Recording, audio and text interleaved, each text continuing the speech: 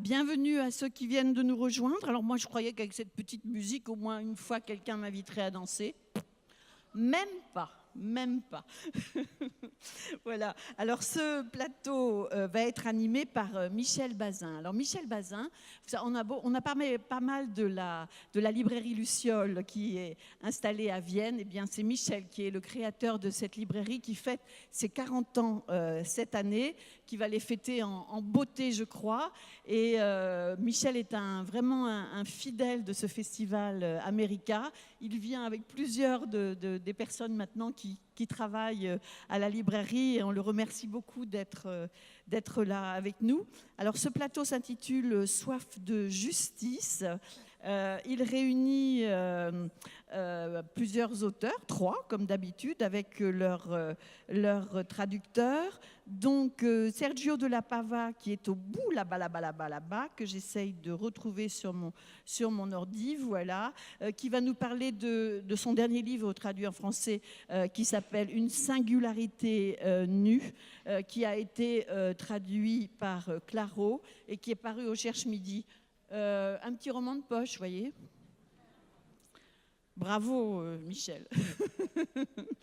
Voilà. Ensuite, nous parlerons, alors, je ne vous dis pas forcément dans l'ordre, mais nous parlerons aussi du dernier livre de Colum McCann, 13 façons de voir, traduit par Jean-Luc Piningre et paru aux éditions Belfond. Je n'ai pas précisé tout à l'heure, mais c'est Marguerite Capel qui va traduire Colum McCann. C'est Céline Garbut qui va traduire Sergio de la Pava. Et puis Smith Anderson va nous parler de ce livre Yaak Valley, Montana, qui a été traduit par Nathalie Perroni, qui est paru aux éditions Belfond, et c'est Claire Fabre-Clark qui va assurer la traduction. Voilà, on parle donc, on y va, on commence. Je te laisse peut-être dire un mot du premier livre dont tu veux parler, c'est celui de Smith Anderson, juste pour situer un peu le décor, ensuite on en entendra un extrait. Oui, je suis toujours très, très ému de voir autant de monde pour parler de livres. C'est quand même quelque chose d'assez formidable que le livre soit un lien à ce point-là. Alors, moi, j'ai beaucoup aimé le livre de Smith Anderson. C'est le premier livre qui est publié en France. Alors, en 2 mots, donc, avant de rentrer dans le vif du sujet, donc, le livre parle de Pete Snow, qui est quelqu'un qui prend très à cœur son travail d'éducateur social. Ça se passe à 10 Mile dans le Montana, une petite ville du Montana. Et alors il essaye de recoller les morceaux d'existence complètement fracassés, alors par l'alcool, par les divorces conflictuels, par la maladie mentale, carrément. Voilà, en gros. Et puis après, on rentrera dans le vif du sujet. Vous verrez qu'il en parle en connaissance de cause, puisque Smith Anderson a grandi au sein d'une famille de cow-boys et de fermiers à Missoula, dans le Montana. Et il a fait des études de lettres classiques. Et puis, il est devenu éducateur spécialisé avant de se diriger vers un monde totalement différent. C'est surprenant, la publicité, je crois. En tout cas, ce sont les informations que j'ai. Et ce livre, donc, c'est son premier roman. Il a déjà eu des prix aux États-Unis et en Europe. Et je crois que vous vivez à Los Angeles. Yeah. It is my first novel, and I do live in Los Angeles now. Voilà, oui, c'est mon premier roman et je vis maintenant à Los Angeles, en Voilà. effet. Très bien. Alors, on va tout de suite écouter un extrait du livre qui va nous être lu par Marie Chamard. Marie, bienvenue, on s'est déjà retrouvés sur ce plateau ensemble. Voilà, des Sorbonnes sonores, je le rappelle.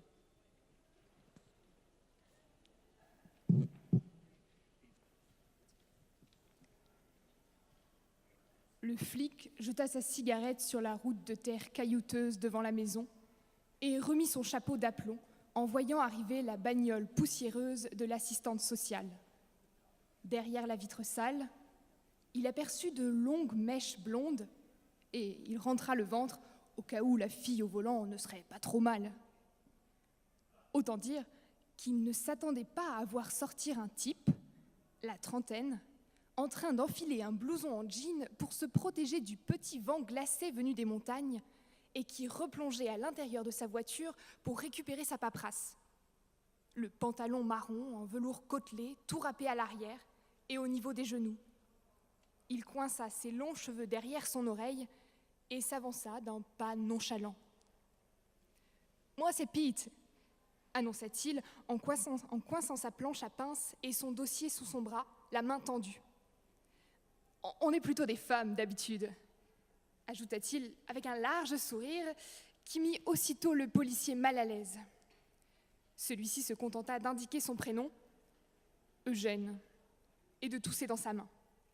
D'un mouvement du menton, l'assistant social lui désigna son insigne de policier, une étoile à 7 branches avec Montana gravé au centre, des montagnes à gauche, des plaines à droite, un soleil, un fleuve.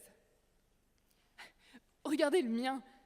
dit Pete en sortant de son portefeuille un badge plastifié minable. « J'arrête pas de leur répéter qu'on dirait un cadeau bonus dans une boîte de céréales. » Eugène n'avait pas vraiment d'avis sur la question. De son gros pouce Rubicon, il frotta une tache sur sa plaque avant de se tourner vers la maison. Elle était nichée au pied d'une pente escarpée et semblait mal entretenue, voire pas entretenue du tout. Peinture effritée, balancelle du porche suspendue à une unique chaîne rouillée et pan de vitres colmatés par du carton. Jonchant la cour en vrac, des coussins de canapé, un sèche-cheveux désossé, un morceau de câble téléphonique, une passoire en plastique, des débris de vaisselle. Des vêtements pendouillaient au buisson de cyprès comme de grossiers épouvantails. Et l'herbe jaillissait en touffes désordonnées dont certaines, hautes d'1 mètre, s'immisçaient entre les lattes pourries du porche. Par endroits, ça montait même jusqu'aux fenêtres. La mère et le fils étaient assis là, devant la porte béante. « Alors, que s'est-il passé ?» demanda Pete, la pointe de son stylo en l'air. Merci Marie. Merci beaucoup. Alors oui, ce Pete Snow, qui est éducateur, il a aussi des problèmes personnels assez ennuyeux. C'est qu'il a un très sérieux problème d'alcool. Il est séparé de sa femme qui est partie au Texas et c'est compliqué pour lui. Il a un frère recherché par la police. Et puis, à un moment dans le livre, sa fille de 14 ans, Rachel, va fuguer. Voilà, donc... et alors, il y a quand même la première question que je vais poser à Smith, c'est pour quelle raison cette histoire se déroule dans les années 80 ? Parce que dans le livre, on voit l'arrivée de Reagan au pouvoir. Pourquoi c'était important pour vous que ça se passe à ce moment-là ?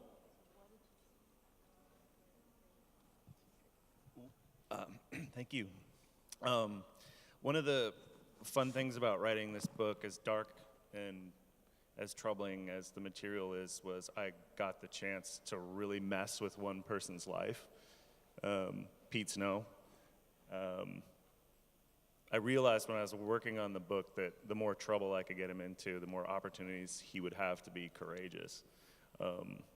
So that was good, but not good for him. I really piled on. I realized that he was going to have a hard job where he'd go from town to town and be dealing with people who didn't want his help. I realized that he would have a broken family that would kind of reflect that stereotype of the burnt-out cop. But I realized that these characters that are pursuing the greater good often are the ones who suffer the most in their personal lives.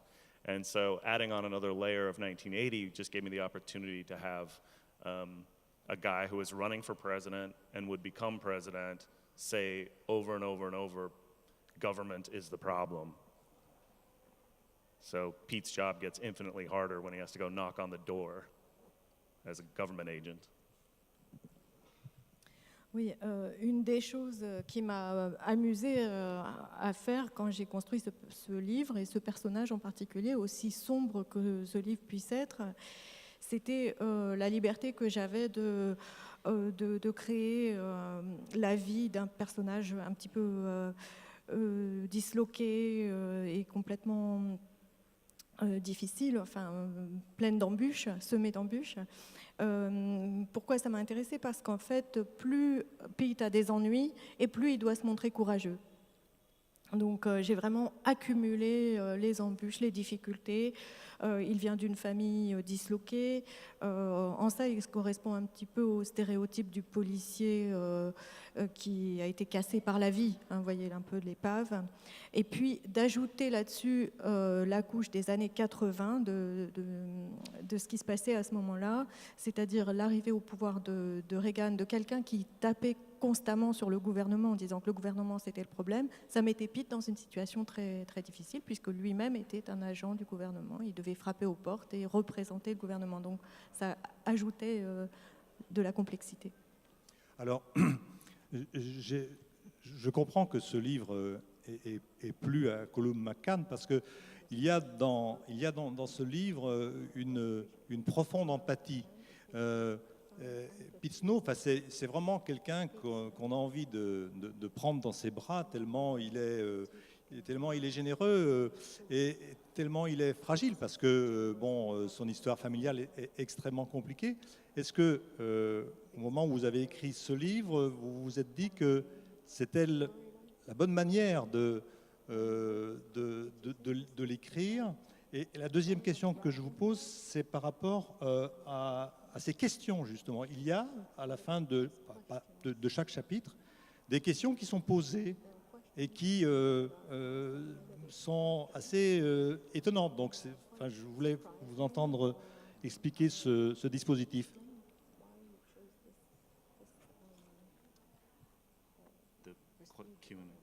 Yeah. The sections of the book that are written in a question and answer format are concerned with Pete's personal life. They're, in particular, the story of his daughter who has run away from home. What I wanted to do when I wrote them in that form was convey some of Pete's anxiety about missing his daughter. Those questions almost function like, where is she? Where is she? Where is she? Is she okay? Is she okay? Is she okay? Oui, les sections du livre qui sont construites autour de questions et de réponses concernent la vie personnelle, la vie intime de Pete, et en particulier tout ce qui concerne sa fille, quand sa fille commence à partir et qu'il se demande où est-elle, où est-elle. Donc ça traduit toute l'angoisse qu'il a au sujet de sa fille, la disparition de sa fille. Le thème de cette rencontre, c'est soif de justice. Et la question que j'ai envie de vous poser, c'est est-ce que dans ce monde complètement fracassé, il est possible de faire régner la justice? No. Je m'y attendais un peu. I think it's incredibly difficult. Yeah. The opportunity, but the opportunity to pursue justice is almost the definition of dignity. You're suffering, but you're trying.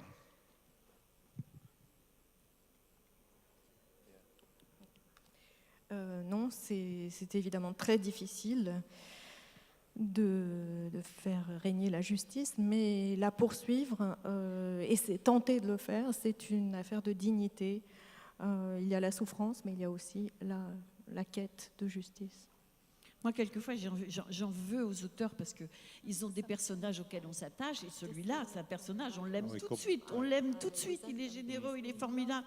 Et il lui arrive des tas de trucs tellement négatifs. Je dis, mais c'est pas possible. Il ne doit pas l'aimer, son personnage, cet auteur. Non, c'est vrai que c'est un livre absolument bouleversant que je vous invite à découvrir. Je pense qu'on on a en face de nous un auteur. Alors bon, évidemment, c'est le jeu dans la presse d'évoquer Cormac McCarthy ou des auteurs de cette lignée, mais c'est vrai qu'on sent une telle énergie et je sais que Smith est en train d'écrire un nouveau livre et moi je l'attends avec beaucoup d'impatience. Je voudrais simplement lire la dernière phrase du livre. On a entendu la première, donc il faut y croire. Dans la vie, on ne peut pas faire comme s'il y avait toujours des réponses à chaque 3 points de suspension. Voilà. Voilà, ça s'intitule Yak Valley Montana. C'est signé Smith Anderson et c'est vrai que c'est un très beau livre paru chez Belfond. Donc on enchaîne avec le petit bouquin de Sergio de la Pava, hein, le petit livre, effectivement. Une singularité nue, traduit par Claro. Voilà, alors c'est vrai que quand on se dit que Claro traduit un livre, on sait que ça va être un livre probablement assez consistant donc, et important. Là, je vais être très paresseux, je vais lire les 5 lignes de la 4e de couverture parce qu'elles sont parfaites. Voilà de quoi il s'agit. Kazi est un, je ne sais pas comment on prononce, hein, est un avocat new-yorkais qui n'a jamais perdu un procès. Fils d'immigrants colombiens, il vit chichement à Brooklyn jusqu'au jour où un collègue lui propose le crime parfait qui le mettra définitivement à l'abri du besoin. Devant cette opportunité, c'est d'abord son sens éthique de la justice et de la morale qui va vaciller, puis sa personnalité, enfin son univers tout entier. Alors, bon, c'est l'une des entrées possibles dans le livre, parce qu'il est bien autre chose, mais voilà. Alors, il faut quand même que vous sachiez que Sergio de la Pava est avocat. Une singularité nue est son premier roman, d'abord publié à compte d'auteur. Cet ouvrage est devenu un véritable phénomène, couronné par de nombreux prix et élu meilleur roman de l'année par les médias. Voilà, vous allez découvrir un peu de quoi il s'agit plus précisément quand on va en parler. Je ne sais pas où vit Sergio de la Pava, dans le New Jersey? Où vit-il? Non? À New York, je crois, non? New York? I was born in the United States. I was born in New Jersey. And I work in New York and live in New Jersey. My parents were immigrants from Colombia. En fait, je suis née au New Jersey, je travaille à New York, je continue à vivre à New Jersey et mes parents étaient colombiens, immigrés. Qu'est-ce qu'il dit? Attends, Colum, on ouvre le micro. Repose la question. Reposez la question, Colum. La question était, mais en fait, tu as envie de vivre à Los Angeles? Certainly the weather is better than New York, but I struggle to find anything else that is.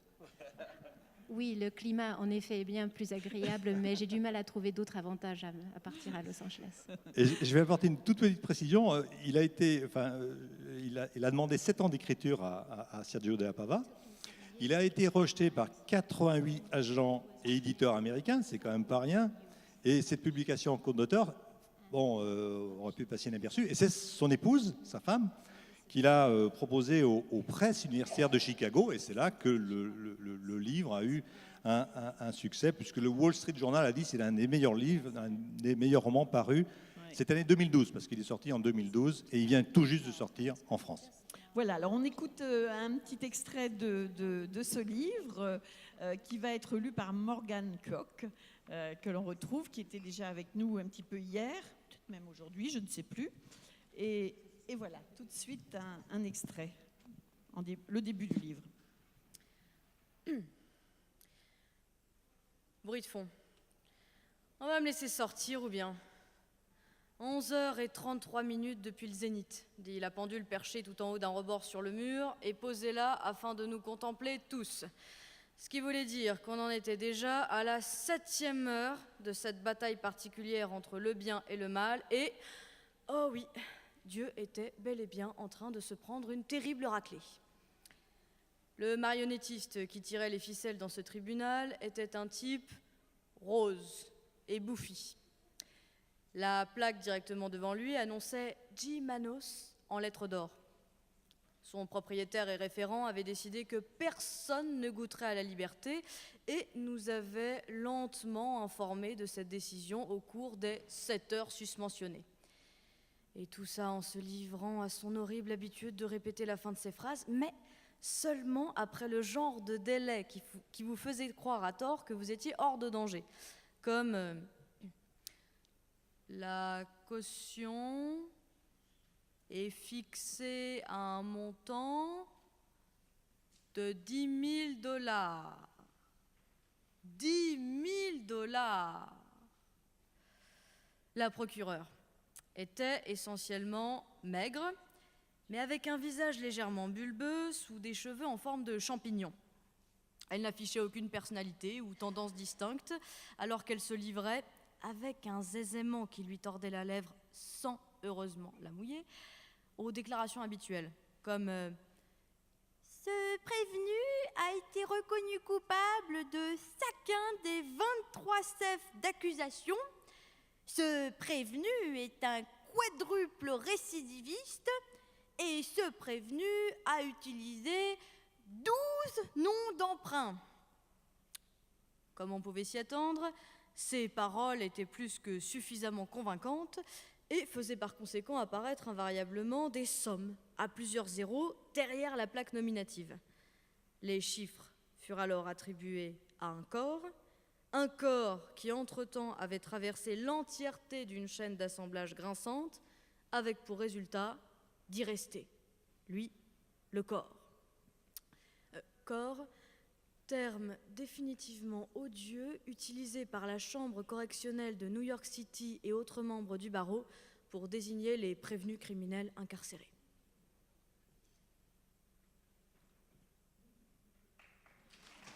Merci.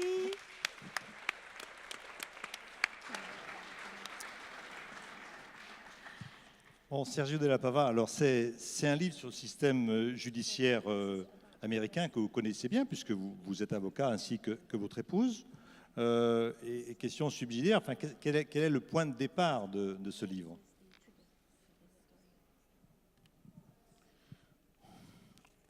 Well, you're correct that I do know the criminal justice system of the United States very well.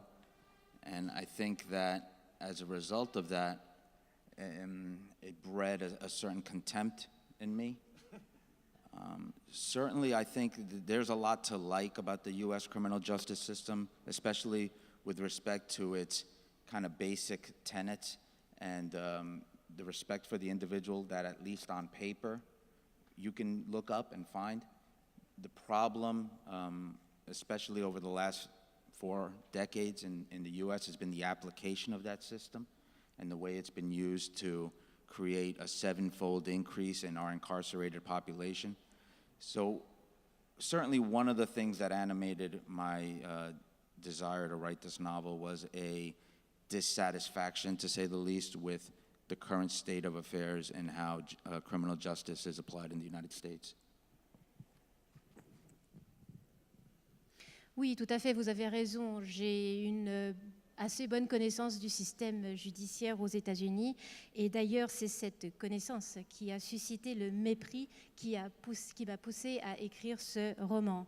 Bien entendu, je ne dis pas que le système est complètement véreux, mais il y a beaucoup de bonnes choses dans le système judiciaire américain. D'ailleurs, nous avons beaucoup de principes très louables. Par exemple, le respect de l'individu. Mais cela reste malheureusement dans la théorie. Et moi, mon mépris vient de l'application de ce système judiciaire aux États-Unis qui a conduit à une multiplication par 7 de la population carcérale aux États-Unis. Et donc, c'est ce mécontentement vis-à-vis de la situation réelle du système judiciaire aux États-Unis qui m'a poussé à écrire ce roman. You know, that said, the novel is a strange object and it has its own aesthetic demands. And I think a novel written in reaction to a perceived problem or that has a clear societal goal will almost always be a second-rate novel. So in the 7 years that you mentioned that I was working on this, it was less about a particular problem or a particular solution being propounded as it was about meeting the demands of what I think a novel should be and what it should look like, how it should develop, what vivid dream it should create in its readers. And I think that was probably 95% of the motivation, along with what I just identified. Je pense qu'un roman est une chose vivante qui a sa propre vie. Et malheureusement, je pense qu'écrire tout simplement un roman en réaction à une situation dans la société avec laquelle on est mécontent, conduit invariablement à écrire un navet. Et c'est pour cette raison-là que cette écriture m'a pris 7 ans. Et je pense que 95% de ma motivation était de modeler les éléments que j'avais pour former quelque chose qui puisse devenir un roman avec des personnages concrets. Et c'est ça, je pense, ce sont les 7 ans que j'ai consacrés donc, à prendre cette idée et en faire un roman. Alors c'est vrai que c'est un roman qui fait 850 pages, donc il y a énormément de choses qui se passent dans ce livre. Il y a des pages terribles sur un homme qui est dans les couloirs de la mort et que l'avocat va essayer de sortir de cet enfer. Moi, je voudrais vous demander pourquoi vous parlez dans ce livre de la boxe. Et ça m'a vraiment beaucoup intéressé. Je vais citer Claro, votre traducteur, qui dit « Le livre est une centrale atomique d'intrigues, de commentaires, de digressions, d'hallucinations et nous offre, outre une immersion poisseuse dans les arcanes de la justice américaine, des pages magnifiques sur la vie du boxeur Wilfred Benitez. » Alors, est-ce que la boxe, c'est la métaphore de la vie?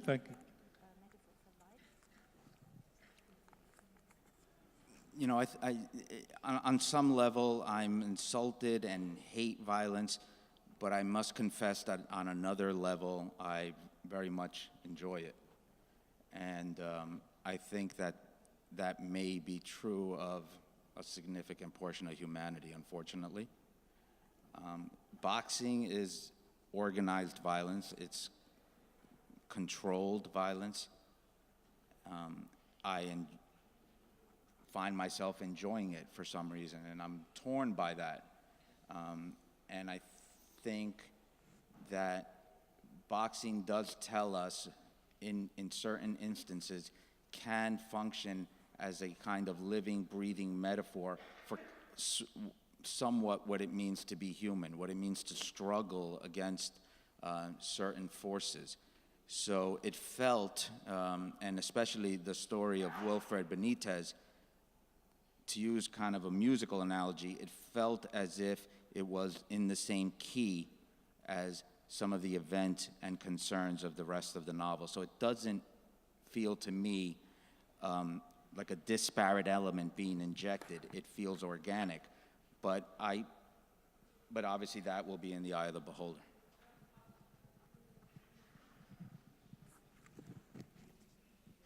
Personnellement, je suis repoussée, je hais la violence. D'un autre côté, je suis étrangement attirée vers la même violence. Et je pense que c'est un trait qui est propre à l'être humain. La boxe, donc, est une forme de violence qui est encadrée. Et même si je suis déchirée par le fait que je sois attirée vers cette violence contrôlée, je pense que c'est quelque chose qui peut conduire à une métaphore. La boxe peut être la métaphore d'un être humain qui est en train de lutter contre certaines forces auxquelles il doit se confronter. Et je pense qu'avec Wilfred Benitez et les descriptions dans mon roman sont, si je prends l'analogie musicale, sont sur le même diapason que les luttes internes du personnage dans le livre. Donc pour moi, ce ne sont pas des passages, des digressions incongrues dans mon roman. Pour moi, ça se fond dans ce décor. Cependant, bien entendu, chacun voit midi à sa porte, donc c'est au lecteur après de juger si c'est bien placé ou non. Voilà. Alors c'est vrai qu'on aimerait poursuivre la discussion parce que ce livre est d'une grande richesse. Il faut dire aussi que c'est un livre dans lequel il y a beaucoup d'humour. Il parle de New York comme d'une ville où l'on trouve plus d'avocats que de moustiques. Et ça résonne avec une phrase de Colum McCann tout à l'heure. Donc je pense qu'il comprendra de quoi il s'agit. On aurait pu parler de thème de l'ambition qui est très fort. On aurait pu parler de ce casse qui va essayer de réaliser. Enfin, c'est vraiment. Allez voir ce livre, Une singularité nue, traduit magistralement par Claro. est paru aux éditions Cherche Midi. Alors, on enchaîne avec le dernier livre de Colum McCann, paru aux éditions Belfond, 13 façons de voir. C'est un livre traduit par Jean-Luc Piningre et c'est Marguerite Capel qui assure la traduction. Je n'ai pas remercié Céline Carbut pour cette traduction aussi de Sergio de la Pava. Alors, on présente, enfin, est-ce qu'on présente encore Colum McCann ici? Tout le monde le connaît, mais enfin, on peut encore le présenter, dire qu'il est né à Dublin, qu'il vit aujourd'hui à New York, qu'il est lauréat de prestigieux prix de littérature pour ses nouvelles et pour ses romans. Il est l'auteur de 2 recueils et de 6 romans, tous plus attachants les uns que les autres.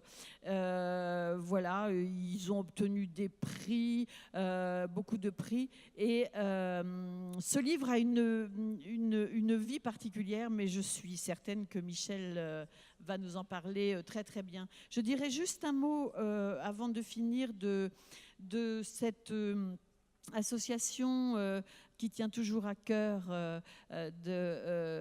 au cœur de Colum, qu'il a créée, qui s'appelle l'Association Narrative 4 en français, qui a vu le jour en 2013 lorsqu'un groupe d'écrivains et de militants se sont réunis dans le Colorado pour s'interroger sur le rôle de la littérature et des atomes crochus avec l'action sociale, échanger pour mieux se comprendre, et ça a donné la naissance à un livre que vous pouvez trouver aussi sur les stands. Ce livre, justement, j'allais en parler un tout petit peu. Donc, voilà, il s'appelle 75 auteurs réunis par Colum McCann, Être un homme. Oui. Voilà, donc oui, il y a des auteurs importants. Il y a Salman Rushdie, il y a Michael Cunningham, voilà, Edna O'Brien. Enfin, je ne vais pas tous les citer, bien entendu. Mais c'est vrai que ça me paraît vraiment important de signaler cet aspect de. Peut-être qu'on y reviendra tout à l'heure. Voilà. Alors, le livre dont il est question ici, donc, c'est 13 façons de voir. Je crois que c'est tiré d'un poème de Wallace Stevens, c'est 13 façons de voir un merle. Voilà. Et c'est en fait le titre de l'un des textes le plus. Enfin, on peut dire que c'est un petit roman ou une longue nouvelle qui s'appelle 13 façons de voir. Alors, on n'a malheureusement pas le temps de parler de toutes les nouvelles, on parlera peut-être d'une autre aussi. Mais dans cette histoire, c'est l'histoire d'un juge, le juge Mendelssohn, qui a 82 ans. Sa femme adorée, Elaine, est morte il y a 2 ans d'un cancer, et il est dépendant de Sally, enfin sa gouvernante, qui lui met des couches. Enfin, il est très humilié par ça. Et à la sortie d'un restaurant où il a invité son fils, qui n'arrête pas de téléphoner d'ailleurs pendant tout le repas, il est assassiné. Voilà. Pardon. Mais tout à l'heure. Moi, je suis dans mes notes, je suis dans le livre. Fais ton boulot, s'il te plaît. Là. Excusez-moi, je me laisse aller. Pardon. Non, mais je crois qu'il faut. C'est la lecture maintenant. Hein. Bien sûr, c'est la lecture. Et c'est Inès Dallery qui va venir nous lire un extrait de cette nouvelle, donc ce petit roman à l'intérieur du recueil de nouvelles de Colum McCann.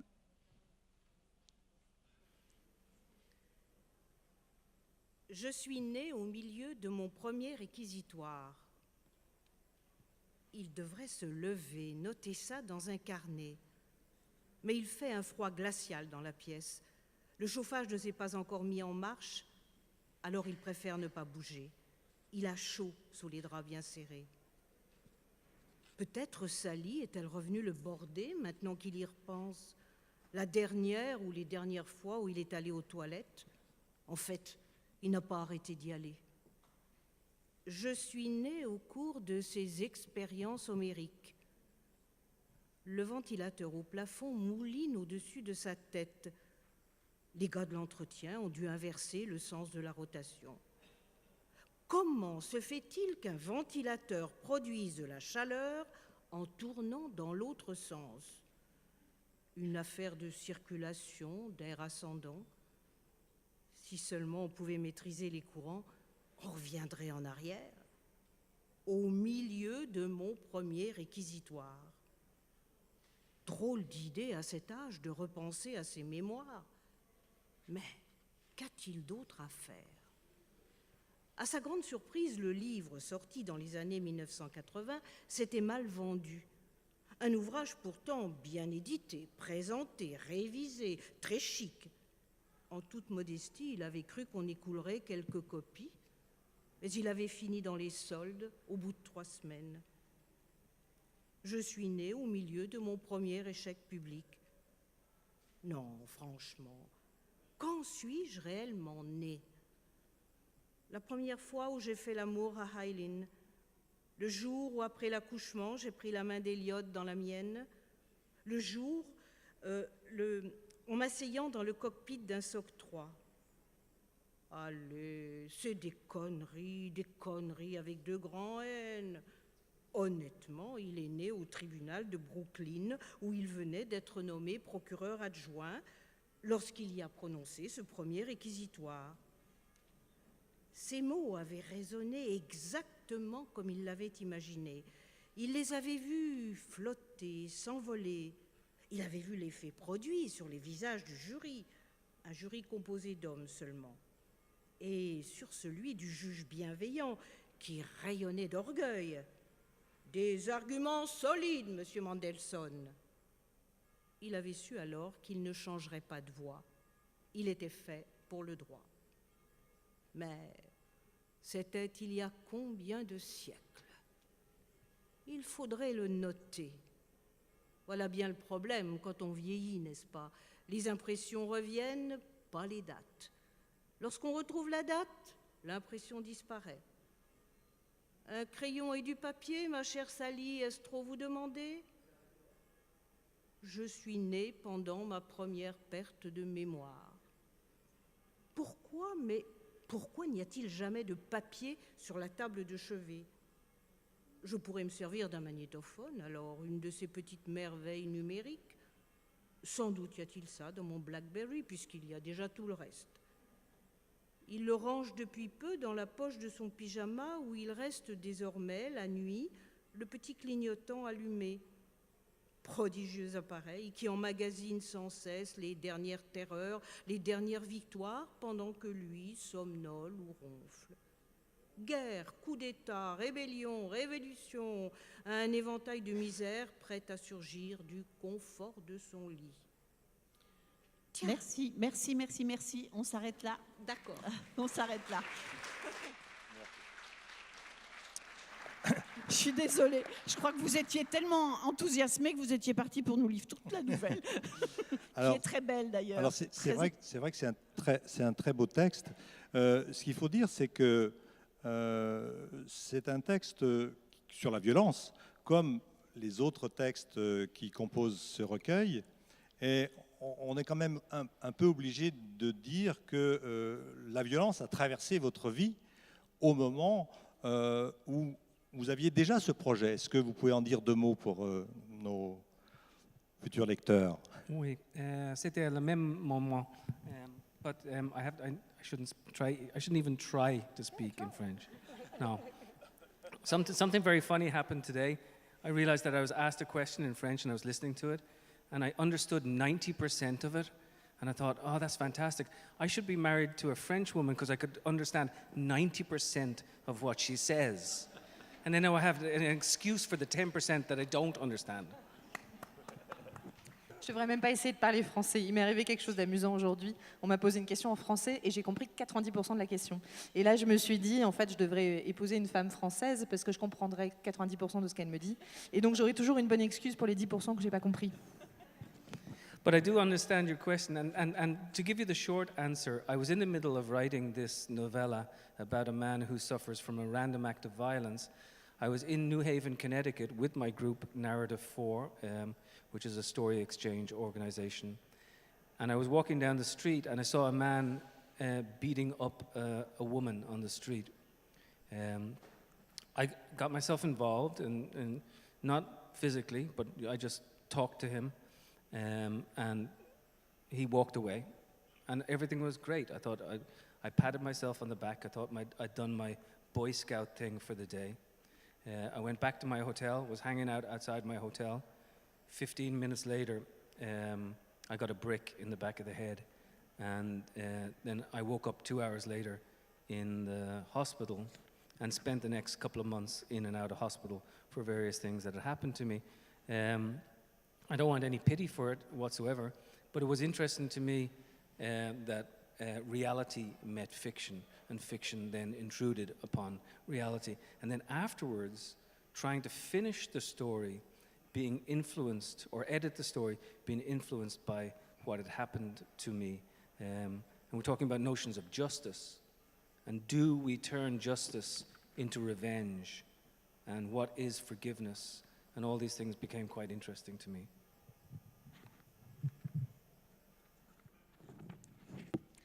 Cette question-là, en tout cas, je l'ai compris. En fait, j'étais au milieu de l'écriture de cette longue nouvelle qui parle donc d'un homme qui subit un acte de violence gratuite. Je me trouvais dans le Connecticut, à New Haven, avec un groupe de cette organisation que je dirige, Narrative 4, que j'ai créée. Je marchais dans la rue et j'ai vu un homme qui est en train de frapper une femme. Je me suis impliquée dans l'altercation, pas physiquement, j'ai juste parlé au type qui a fini par partir. Je me suis félicitée, je me suis dit c'est bon, j'ai fait ma BA, tout s'est bien passé. Je suis retournée vers mon hôtel et 15 minutes plus tard, je me suis pris une brique dans la tête et je me suis réveillée 2 heures après à l'hôpital. Et j'ai passé 2 mois à être hospitalisée régulièrement, à entrer et sortir de l'hôpital. Et en fait, je ne cherchais pas à obtenir la pitié des gens, mais la réalité a fait une intrusion brutale dans la fiction et à l'inverse, la fiction aussi a réinventé cette réalité-là. En fait, je me suis demandé quelle influence ça aurait au moment où je devais finir d'écrire cette histoire et qui parlait de ces notions-là, de ces questions, la justice, à quel moment est-ce que la justice devient la vengeance, qu'est-ce que le pardon, etc.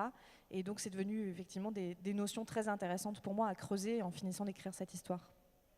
Et ce titre, 13 façons de voir, qui montre que la réalité, on peut l'aborder de manière différente. Enfin, il n'y a jamais qu'une réalité. Et on le voit très bien donc, après l'assassinat du juge Mendelssohn, qu'il y a les caméras de surveillance qui ont filmé des trucs, mais on n'arrive absolument pas à savoir, on ne saura pas d'ailleurs qui a tué, donc on a des petits soupçons.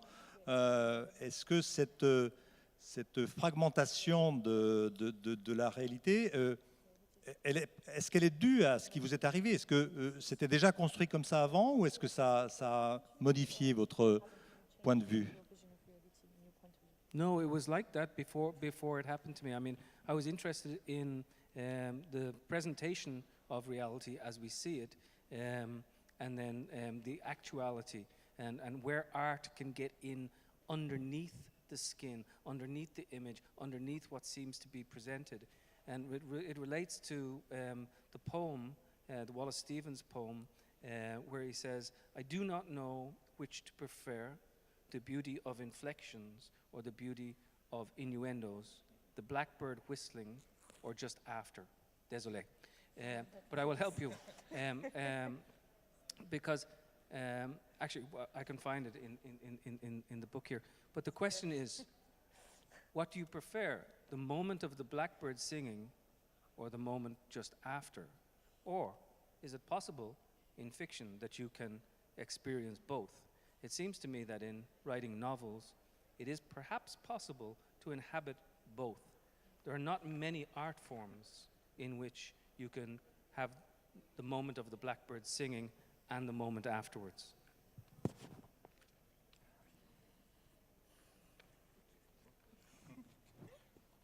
Non, en fait, l'histoire se présentait déjà de cette façon-là. En fait, ce qui m'intéresse énormément, c'est la différence entre la façon dont on peut présenter la réalité comme on la perçoit et ce qui se passe vraiment dans cette réalité. Comment aller sous la surface, comment aller sous l'image, sous la façon dont ça a été présenté. Ça fait référence en fait au poème de Wallace Stevens. Fort heureusement, voici la vraie traduction. Je ne sais quoi préférer, la beauté des inflexions ou celle des insinuations. Lorsqu'il chante, le merle noir, ou juste après. Et en fait, la question, c'est vraiment ça. C'est est-ce qu'on préfère le moment où le merle chante ou le moment juste après. Et en fait, le roman, c'est une des rares formes artistiques qui permet d'explorer à la fois le moment où le merle chante et le moment qui suit juste après. Il y a peu de formes artistiques qui permettent ça. And I think we're lucky because of that. Et nous avons beaucoup de chance en tant que romancier, justement pour cette raison. Oui, alors c'est vrai que on est à chaque fois donc, que Colum McCann nous propose un livre, on est frappé par cette notion d'empathie qui est au cœur de votre association. Et vraiment, je vous en suis très reconnaissant parce que moi, je suis persuadé que la lecture et le récit, la capacité que les autres ont à se mettre à la place des autres est absolument fondamentale. Et je crois que la littérature a un rôle profondément civilisateur. You know, it was when I was writing a book called Let the Great World Spin, Eke Levas Monde Perceive Secours Fall, that I realized that this empathy doesn't only extend one way. I used to have this sort of romantic notion that, you know, I'd written books about homeless people in the subway tunnels and so on, but the empathy also had to apply to a woman who lives on Park Avenue. And the empathy has to sort of apply equally, even to those ideas that we don't like. Most of my life is spent, like I think a lot of authors, not really being interested in myself, or maybe more specifically, being afraid of myself. And I wake up in the morning and look in the mirror and say, I'm very glad that I don't have to spend the next 24 hours with you. So I like the opportunity to get into the minds and places of others, because then you can be mad and you could be adventurous. But the fact of the matter is, I'm a middle-aged man living in New York with 3 kids and a dog.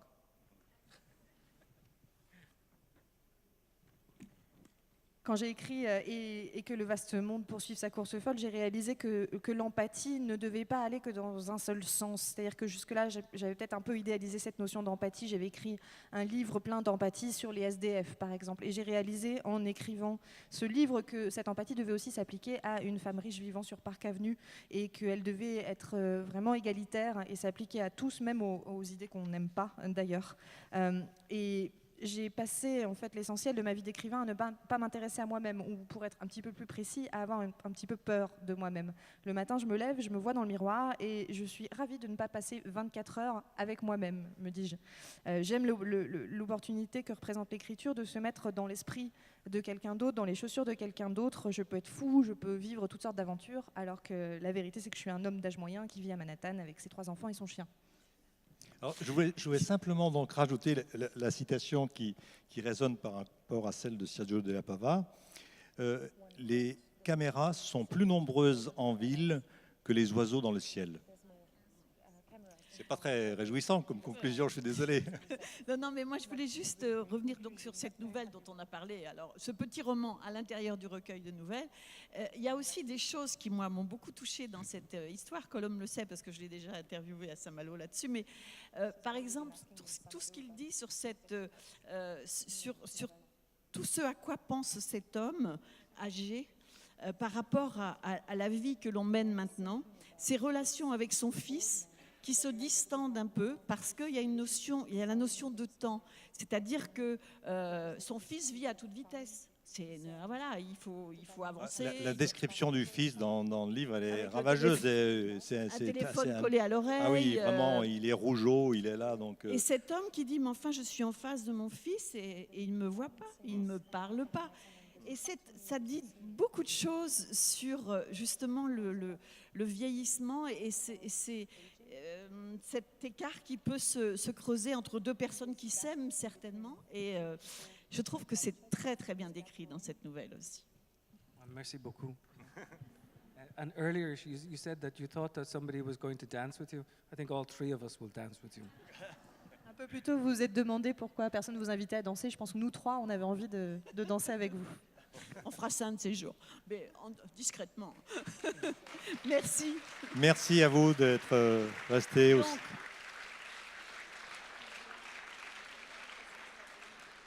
Donc on rappelle les titres, 13 façons de voir, Colum McCann, paru aux éditions Belfond, Jaak Valle-Montana, Smith Anderson, paru chez Belfond également, et puis ce livre paru aux éditions du Cherche Midi, de Sergio de la Pava, une singularité nue. Et je tiens à remercier Claire, Céline et Marguerite pour avoir assuré la traduction sur ce plateau, et bien sûr un grand merci à Michel qui nous a donné envie de continuer à découvrir les livres livre que vous n'avez pas encore lu. Merci beaucoup. Merci de votre attention. Alors, il fait très chaud. Je vous invite à venir sur le plateau suivant parce que là, vous allez prendre une bouffée d'air frais, je ne vous dis pas, avec des gens comme Pete Fromm, Dan O'Brien et Emily St. John Mandel. Une grande bouffée d'air. Voilà, les grands espaces. On se retrouve tout à l'heure.